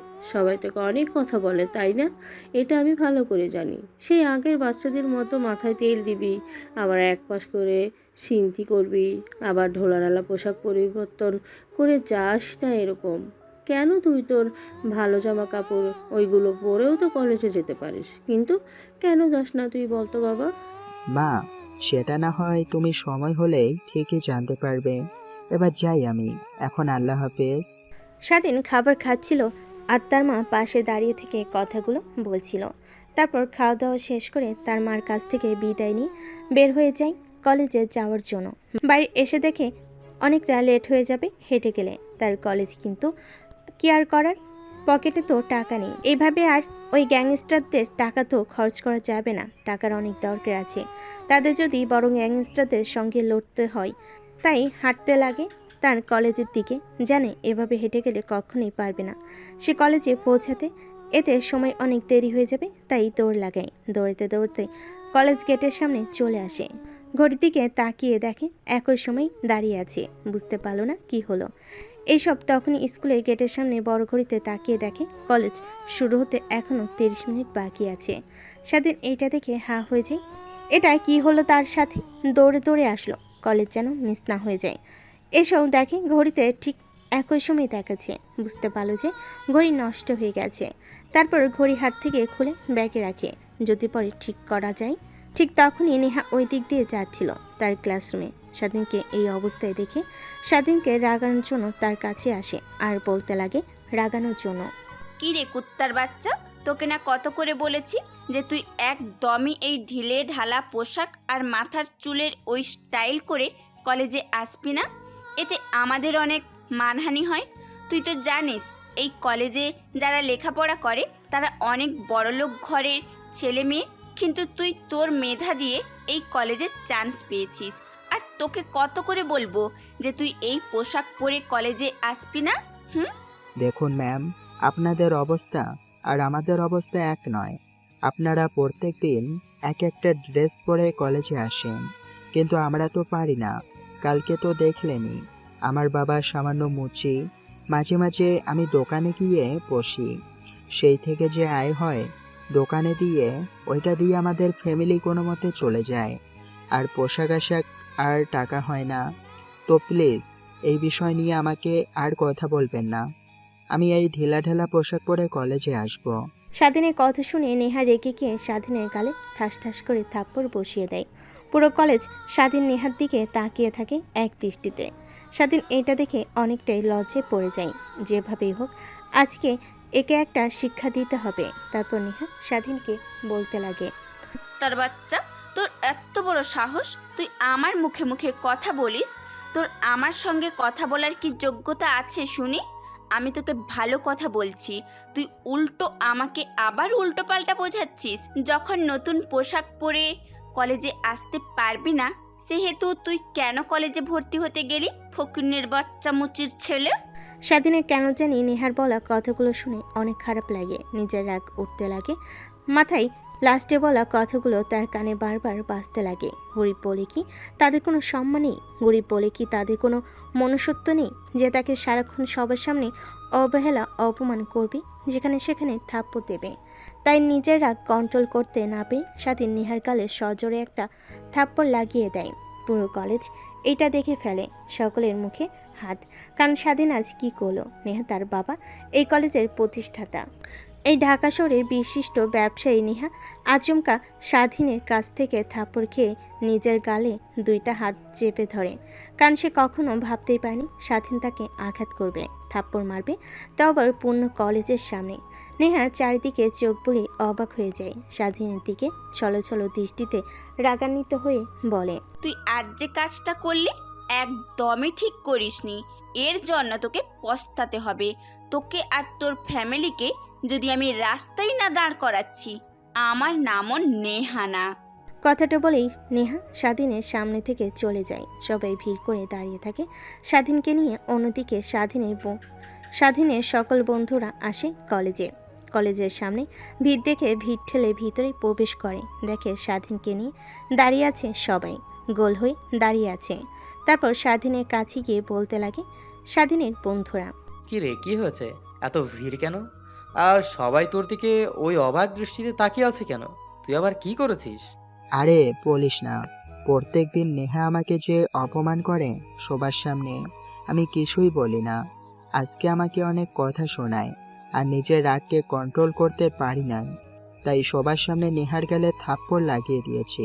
তাই সবাই আমার দিকে অবাক দৃষ্টিতে তাকিয়ে আছে। এইভাবে কি তুই নেহাকে থাপ্পড় মেরেছিস, তাও আবার পুরো কলেজের সামনে? তোর তো খবর আছে, ওর বাবার পাওয়ার সম্পর্কে তোর তো কোনো ধারণাই নাই। যাওয়ার সময় কি তোকে আবার কোনো কথা বলে গিয়েছে নাকি? বলে তো গিয়েছে আমাকে আর আমার ফ্যামিলিকে দেখে নেবে। সে আর এও বলেছে আমার ফ্যামিলিকে রাস্তায় নামিয়ে ছাড়বে। ভাই রে ভাই, তোর তো খবর আছে। এখন নেহা যখন যা বলে তা করেই ছাড়ে। যা করার করবে, আমি এইসব দেখে ভয় পাই না, তুই তো সেটা ভালো করে জানিস। চল এখন ক্লাসে যাই, ক্লাসের সময় হয়ে গেছে। স্বাধীন আর তার বন্ধুরা ক্লাসরুমে চলে যায় ক্লাস করার জন্য। অন্যদিকে নেহা রেগে গাড়ি করে বাসে চলে যায়। পিছন থেকে নেহার বান্ধবীরা নেহাকে ডাকতে লাগে, কিন্তু নেহা তার বান্ধবীদের কথাই কোনো রেসপন্স দেয় না। এটা দেখে নেহার বান্ধবীরা ভয় পেয়ে যায়, কারণ নেহা যে রাগী মেয়ে, কোনো না কোনো অঘটন করে ফেলে। তাই তারা ক্লাসরুমে আর না গিয়ে গাড়ি করে নেহার গাড়ি পেছন নেয়।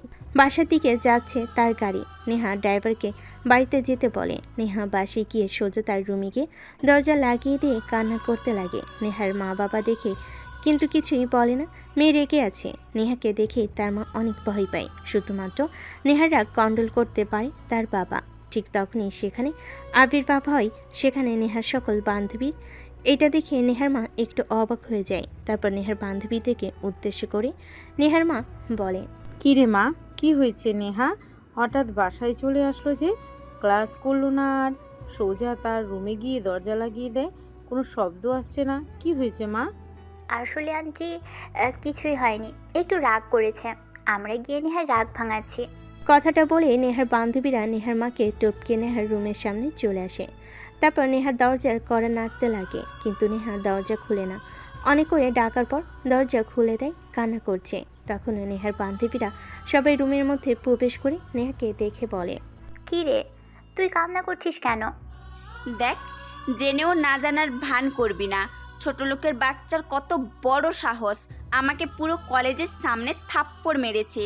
সবাই আমাকে বাজে নজরে তাকিয়েছিল, আমি সব দেখেছি। দেখ, তোকে একটা কথা বলি, তুই আমাদের বান্ধবী, তোকে কখনো এমনভাবে বোঝায়নি, তার কারণেই আজ হয়তো এই অবস্থা তোর। আচ্ছা, যারা গরিব তারা কি মানুষ না?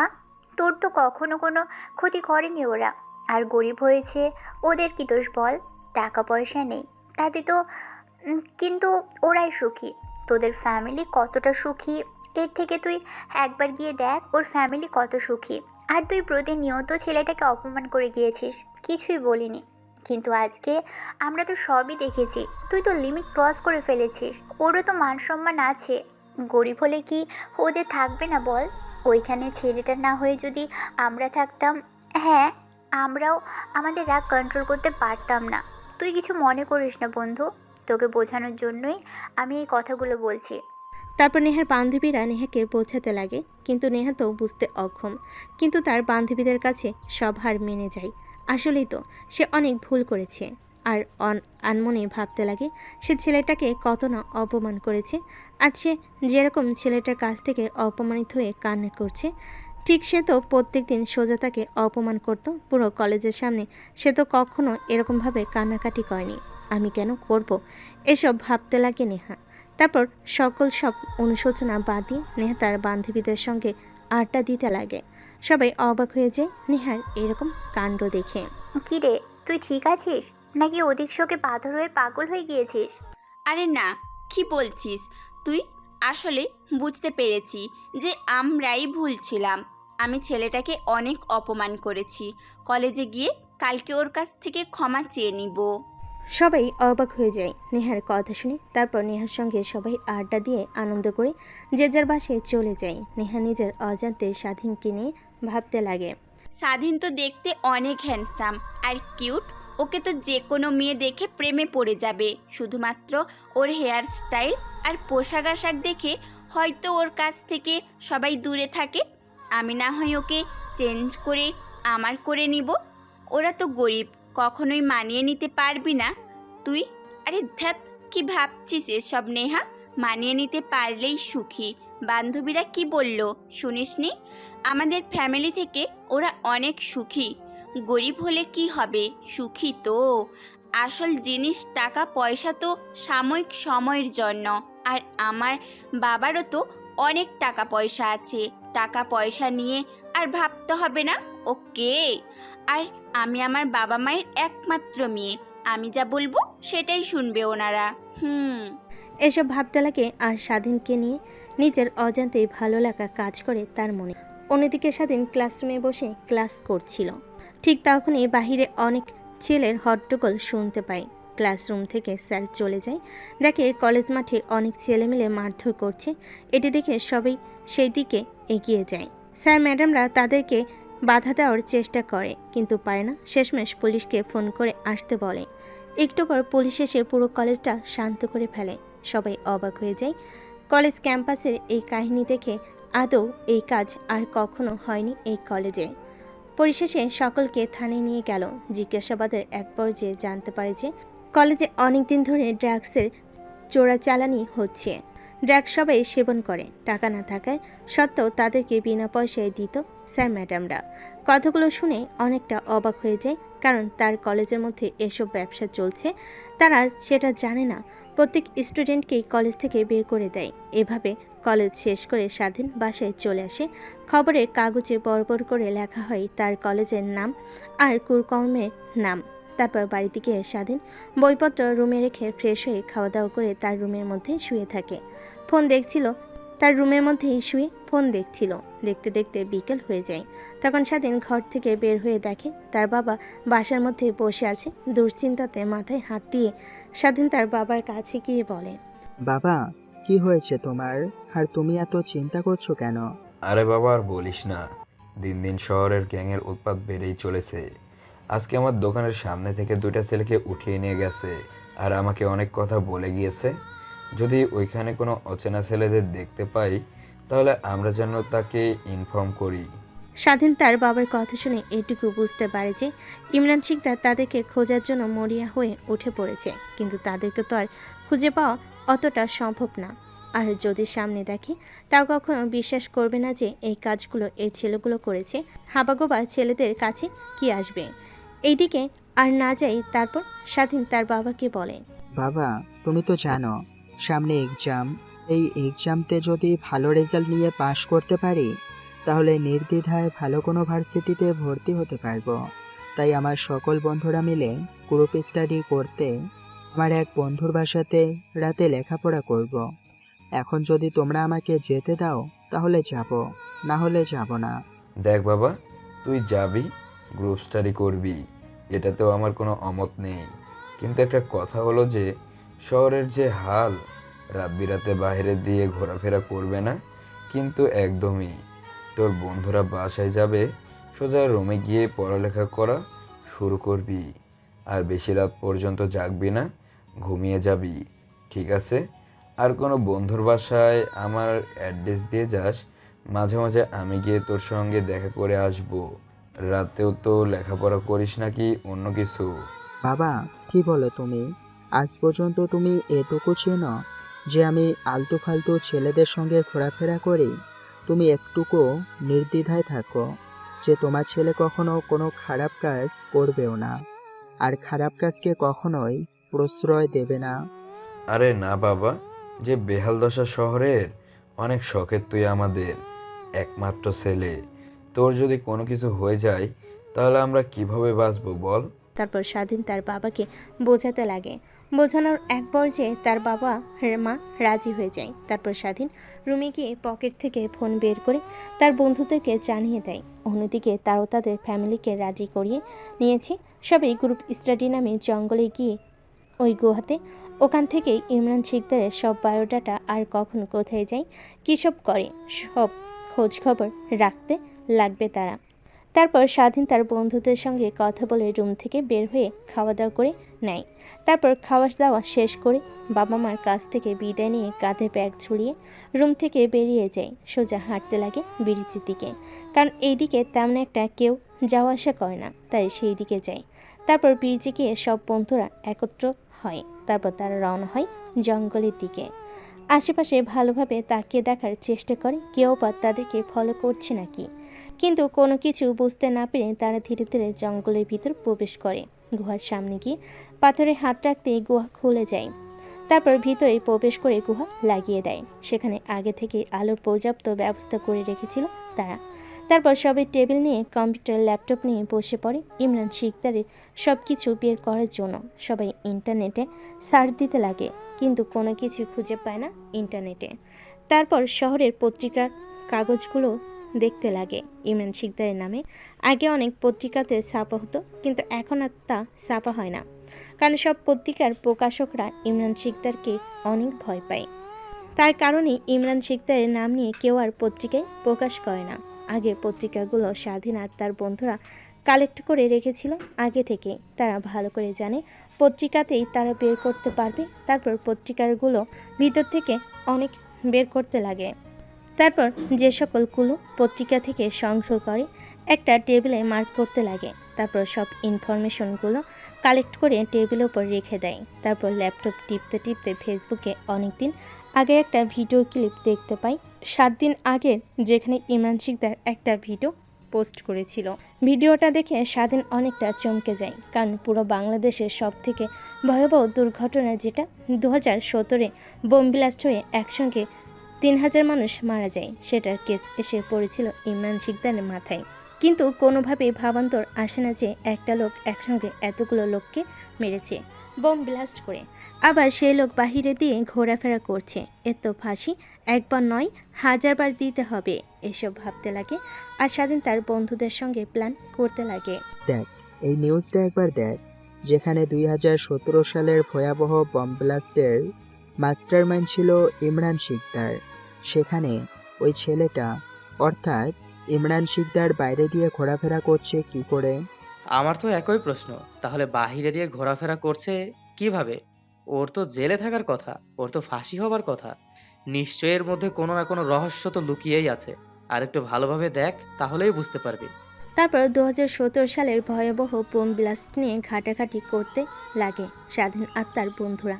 শেষমেশ জানতে পারে যে বোম ব্লাস্টের মাস্টার মাইন্ড ছিল ইমরান শিকদার, কিন্তু তার পিছে ছিল অনেক প্রভাবশালী লোকের হাত, যারা কিনা পুরো দেশটা শাসন করত।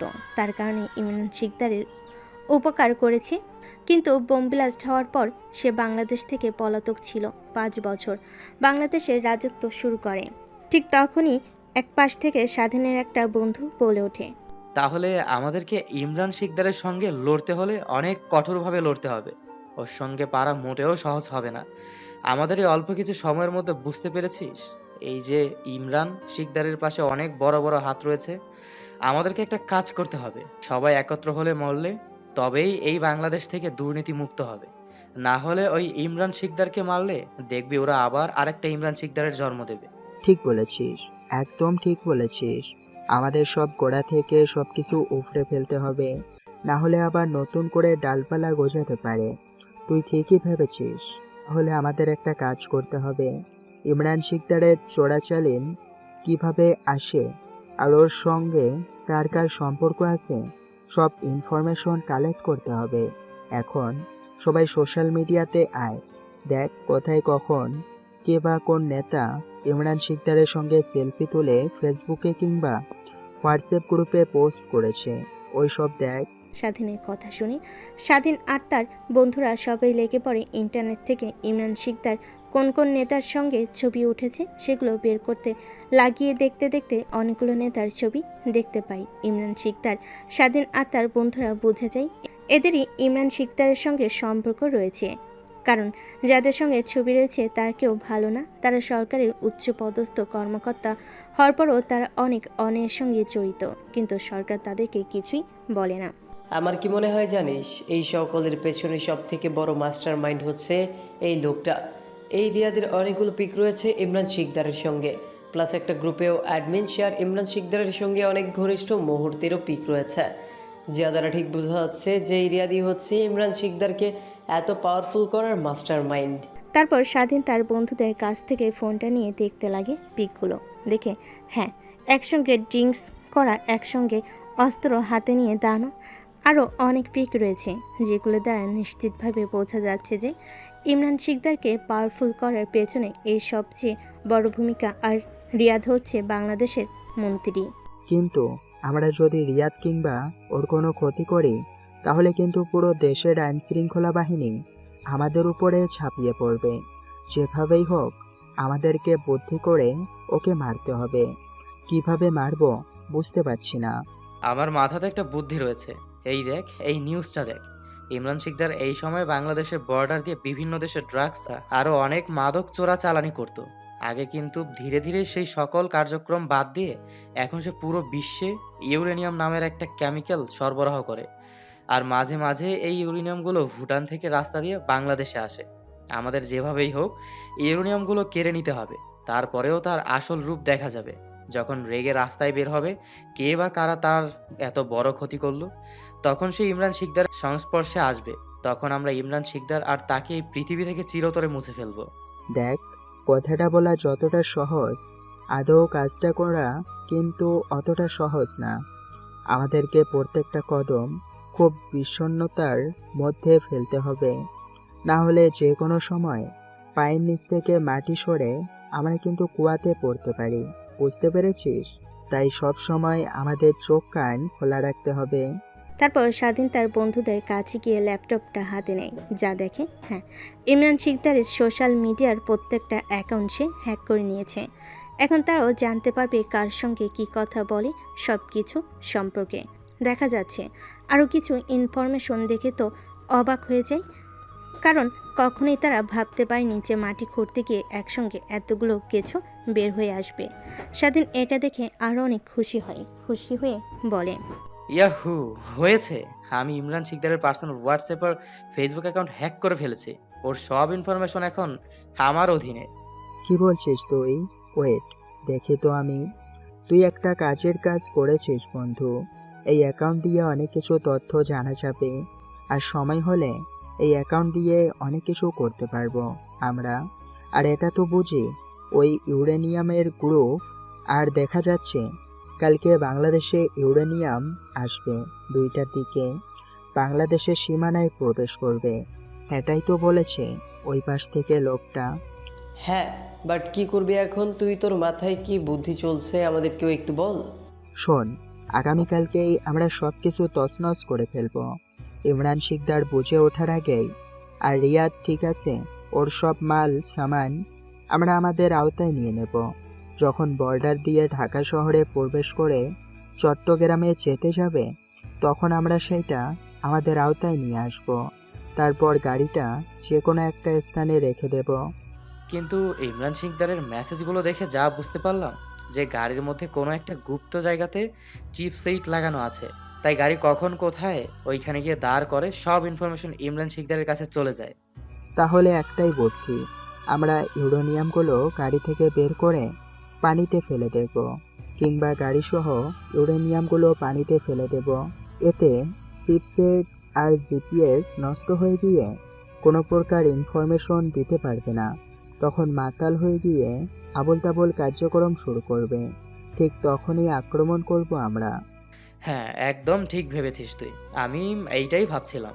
তারপর স্বাধীন আর তার বন্ধুরা আরও কিছু ইনফরমেশন বের করতে করতে রাত যখন অনেকটা হয়ে যায়, সবাই ক্লান্ত হয়ে ঘুমিয়ে পড়ে। সকাল হতে তারা গুহা থেকে বের হয়ে যে যার বাসায় চলে যায়। অন্যদিকে ইমরান শিকদার জানেই না যে তার সব গোপন কর্মকাণ্ড সব জেনে গিয়েছে দ্য 10 ফ্রেন্ড সার্কেল গ্যাং। তারপর সারাদিন বাড়িতে গিয়ে কোনো মতে তারা মা বাবার সঙ্গে কথা বলে খাওয়া দাওয়া করে কলেজে চলে যায়। কলেজে গিয়ে সারাদিন ক্লাস না করে তার বন্ধুদেরকে নিয়ে একটা গাছের নিচে গিয়ে সব প্ল্যান করতে লাগে। কি করবে, কিভাবে সব কিছু করলে আসলে স্বাধীন হচ্ছে এই গ্যাংয়ের লিডার। সবাই স্বাধীনের কথা মতো চলে। সবাই মনোযোগ দিয়ে স্বাধীনের প্রত্যেকটা কথা শুনতে লাগে। দেখতে দেখতে কলেজের সময় শেষ হয়ে যায়। স্বাধীন তার বন্ধুরা সবাই বিদায় জানিয়ে যে যার বাসায় চলে যায় আর সময় মতো গুহার কাছে চলে যেতে বলে। তারপর বাসায় গিয়ে স্বাধীন খাওয়া দাওয়া করে তার মা বাবার কাছ থেকে বিদায় জানিয়ে একটু পর স্বাধীন তার বন্ধুরা সোজা গুহায় চলে যায়। বন্দুকগুলো বের করে সব চেক দিতে লাগে। আজকে তো তাদের মিশন আছে। অনেকেই বন্দুক চালাতে জানে না, ঠিকমতো টার্গেট করতে পারে না। স্বাধীন সবাইকে ট্রেনিং দিতে লাগে। ভিতরে অনেকের গোলাগুলি হতে লাগে, কিন্তু বাইরে কোনো সারা শব্দ যায় না।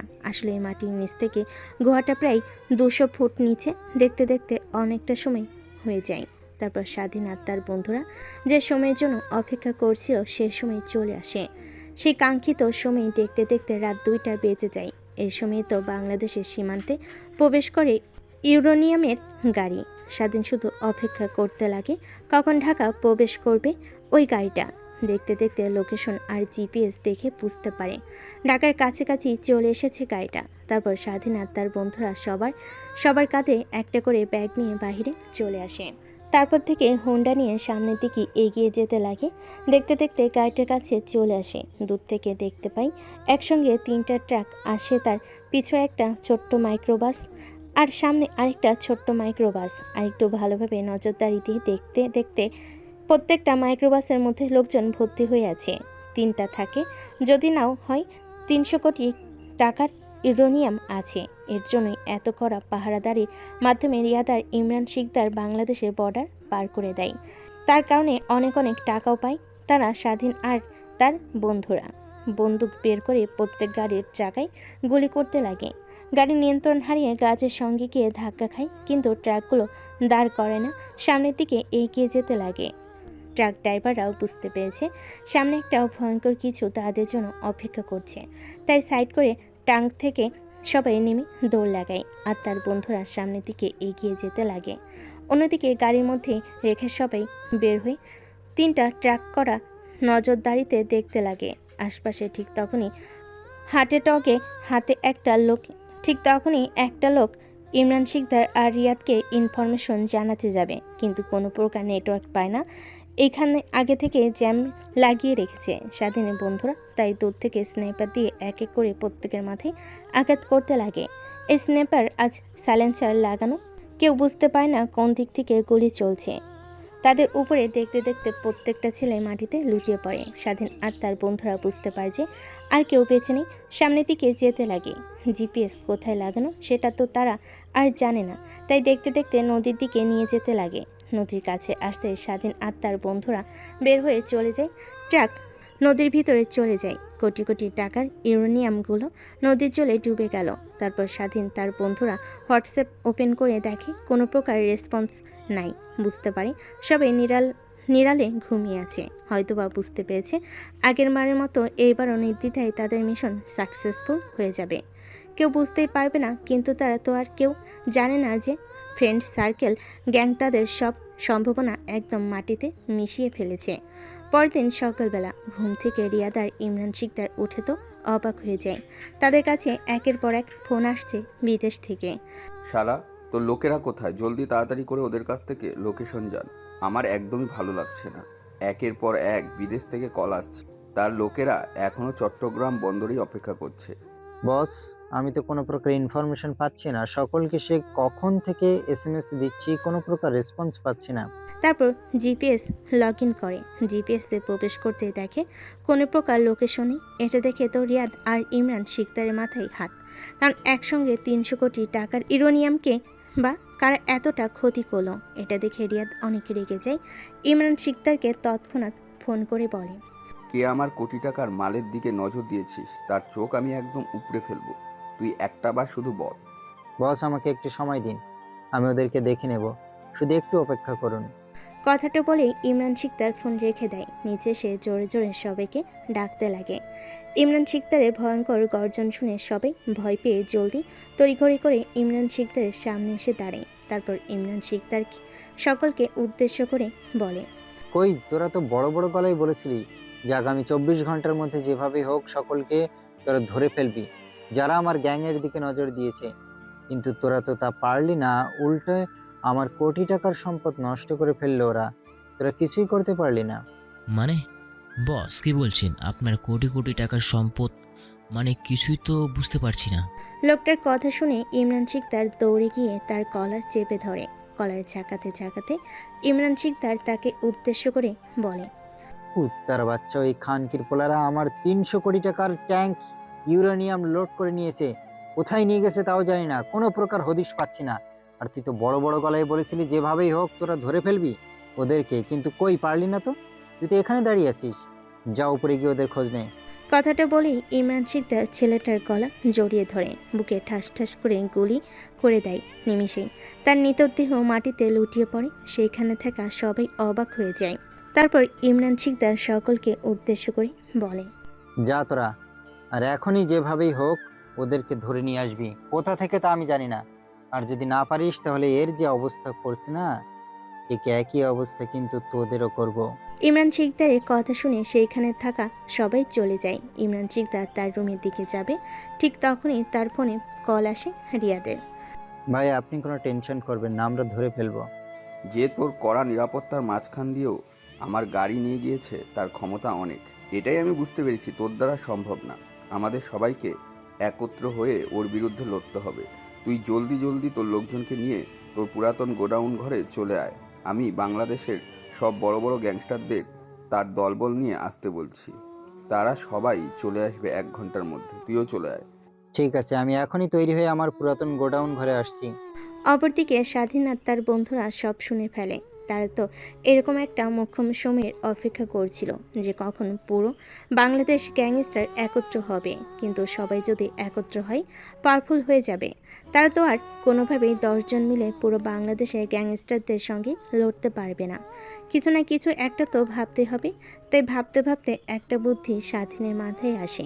তারপর স্বাধীন তার বন্ধুদের সঙ্গে ডিসকাস করতে লাগে। তারপর দেখতে দেখতে 1 ঘন্টা সময় পার হয়ে যায়।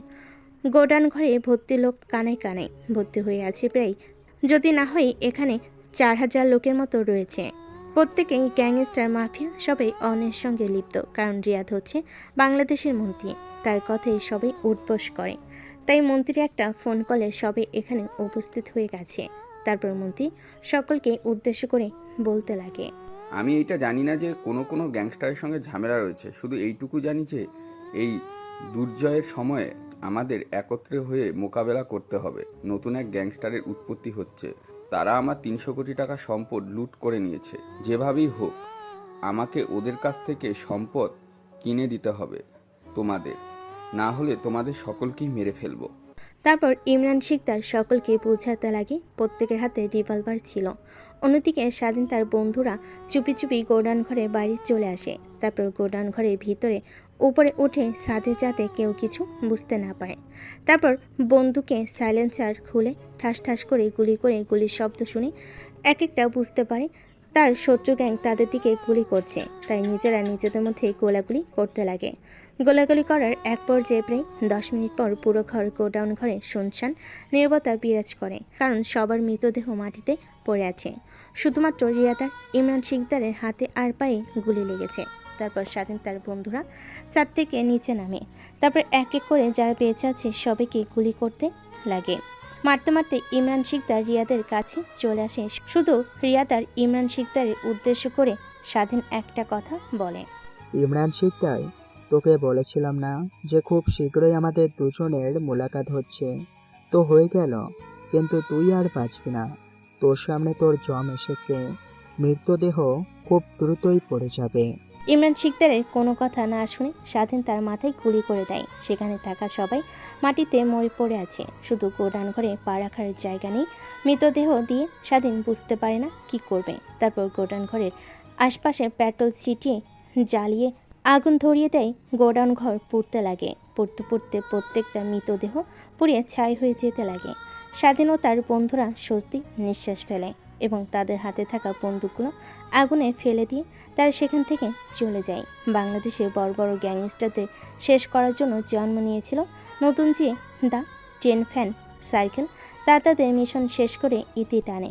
তো কেমন হয়েছে গল্পটা অবশ্যই কমেন্ট করতে ভুলবেন না। আর এরকম গল্প নিত্য নতুন পেতে অবশ্যই চ্যানেলটি সাবস্ক্রাইব করবেন। আল্লাহ হাফেজ। খুব শীঘ্রই নতুন একটা গল্প নিয়ে আপনাদের মাঝে হাজির হব।